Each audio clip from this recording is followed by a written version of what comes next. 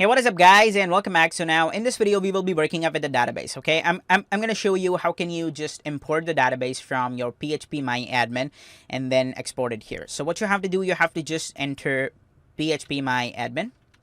Okay, and then here you can see it will open here. So once this is opened, you have to just basically come here to the WP. This is the database that we created. We didn't add anything here, but you can see this is automatically added. What you have to do, you have to just click export. Okay, and on clicking export, it's just gonna open up a thing here. And here what you have to do, you don't have to do anything here. You just have to hit go. So this is gonna export everything. Let's wait till this is done. And here it says wp.sql. Now what you have to do, you have to just go to your cPanel of your website, and then you have to go to MySQL databases. So you have to basically create a new database, and then you have to work with it, okay? And we will also create a user here, guys, so you guys can understand it much easier. You have to create a new database. So my database is going to be tenzi underscore, and this is be like WP, okay? WP migrate. So this is basically my database name. Okay, WP migrate, or just WPM. WPM is my new database name, which is like this and this WPM. This is my HostGator username. Okay, I'm just gonna go ahead and I'm gonna hit create database, and this database is going to be created. Now here I'm gonna go back. I'm sorry. Okay, you can see that here I am, and now I have to assign a user here. So you can see that this is the database that has been created. You must be seeing this only video, this only section. And now here I have to assign the user here. So I'm just going to go ahead. I basically want to create a new user, and that is going to be like WPM. Okay, and then I have to go ahead and create a password. So I basically have to use the password generator. So it says generate password. I have copied this password in a safe place. So I'm going to copy all this, and I'm going to paste it right here. Okay, and this is basically my database password. So you have to keep it safe. You just have to enter it, and then you can forget it, guys. It doesn't matter. Okay, and then you have to hit use password. So this is right here. Now here I have to just click create user. Okay, so on just clicking the create user, this user will be created. You can see it says you have successfully created a user. I'm just gonna go ahead and I'm gonna hit go back. Okay, and you can see that the user has been created, and it should be here. These are the users that are coming. You can change your password, you can rename them. But in here, it says a privileged user. We haven't added any user to this database. So we have to just come here. And here it says add user to database. So I'm going to select the user that we have created. So this should be the user. And this is the database that I want to assign. So this will be the user of the database. Okay, I have to just click add, and this will be added here. I'm going to select all privileges, and I'm going to hit make changes. So now you guys are going to see that this user will be assigned to that database. So let me show you. Okay, if I just come here, you can see it says tenzi underscore WPM, and this is the privileged user. What I have to do right now, I just have to go back. And I have to basically click this control panel home. So now you can see that we have created a database, we have assigned a user, and now we have to log into the PHP my admin. So you can just open this up in a new tab, and let's open up the MySQL database here as well, because we need to copy some stuff. Okay, so now here you can see that PHP my admin is right here. What I have to do, I have to open this up, and here you must see this user database that you have created. Now you have to hit import, and on clicking import, you can see it is right here. You just have to drag the SQL file that you have just uploaded, and you have to drop it. So you can see this is being uploaded, and once this is uploaded, and you have to just come here then, and you have to refresh it. So let's just click here, and you can see that all the database files are here. And now what we have to do is that we have to basically just work with the file manager. So I'm just gonna go to the file manager. Okay, and in here you should see wp-config. Okay, please pay attention to this, guys, because this is so important. You have to just open this up, and you have to hit code edit. Okay, and on clicking the code edit, you have to just click edit right now. So it's just gonna open up a new window that will show up here. And here it says the database name. Here it says the username, and here it says the password. Here it says the localhost, and here it says everything. So what I have to do, I have to just come here, and my database name is basically this one. This is my database name. I'm gonna copy this. I'm gonna come here in the file manager where this file is wp-config, and I'm gonna paste this database name.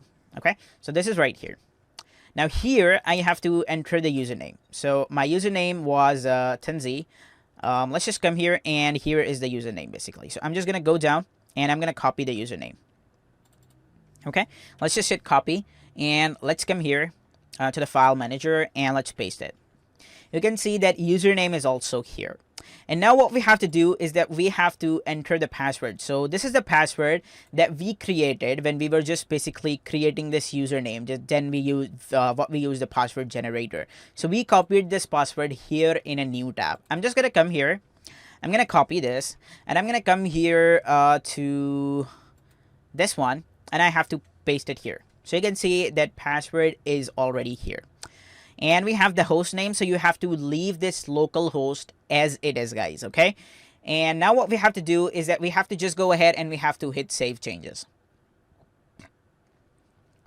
So you can see it says success. And now if we just come here and we will just hit this, you will see that this will not work, but this error establishing a database connection will be gone. So this means that we have successfully assigned the database user to our website, and database is totally up and running. We have to make some changes that we will be doing in the next video. So let's just come here and let's just refresh.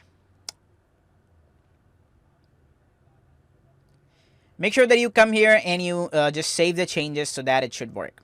Okay, so you can see that it is not giving an error right now. Let's save the changes. I hope the changes has been saved. I'm gonna go ahead and I'm gonna hit close, and let's come here and let's just reload this. So you can see that everything is working. Now what we have to do is that we have to just come here to wp_users. Okay, and then we have to come here, and here it says no. We have to go to wp_options. So here is the site URL. I basically have to change this. What I'm going to do, I'm just going to double click here, and here it is. I'm going to copy my site URL from here. Let's just copy. And let's come here and let's paste it. I don't know why the database is not still created. Let's come here to wp-config.php. It is still giving the error. Let's just hit code edit. And let's see if the database is already assigned to it. This is the database name. This is the username. This is the password. And then this is the local host. Everything is totally up and running. Okay, let's come here and let's add the same exact thing to here as well. So I'm just going to come here and I'm going to paste the exact URL here. That's all. You just have to do this. And you can see that on just refreshing this, it should work. If it doesn't work, then we have to change the browser, guys, because there might be some caching issues that is doing this. Okay, let's just come here and let's open our website here into the Internet Explorer. So I'm just going to come here. I'm going to paste the URL and let's refresh. Okay, I don't know why it is taking some time. Not some, it is taking a lot of time. Let's just open up the Firefox. Internet is already slow. You guys know that. And let's paste the link. Okay, this is still saying that error establishing a database connection. It is giving the error because the database is still not created. We have to just come here and we have to hit code edit. So I hope everything is working totally, but let's see. Database password, database username, database name, and the local host. Okay, guys, let's just come here and let's change the password. I think the password is doing some problems. So I'm going to come here. I'm going to hit change password and let's change the password to anything else. So I'm going to enter a different password. Let's just add QWERTY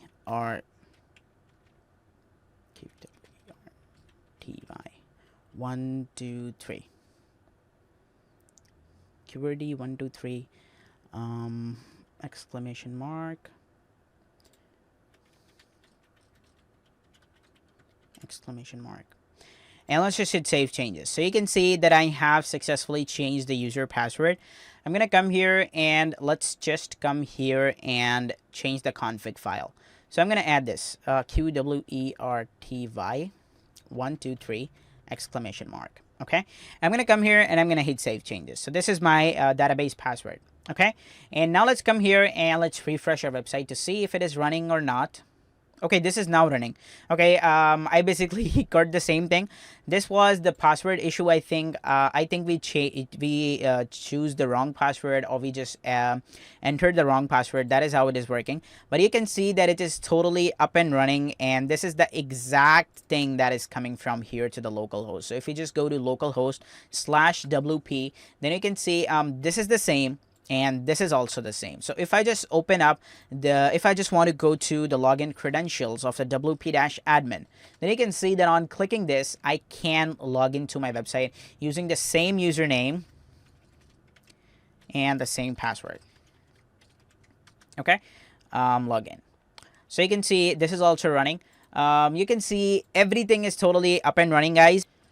Make sure to go to WP_options and change the URL from here and here as well.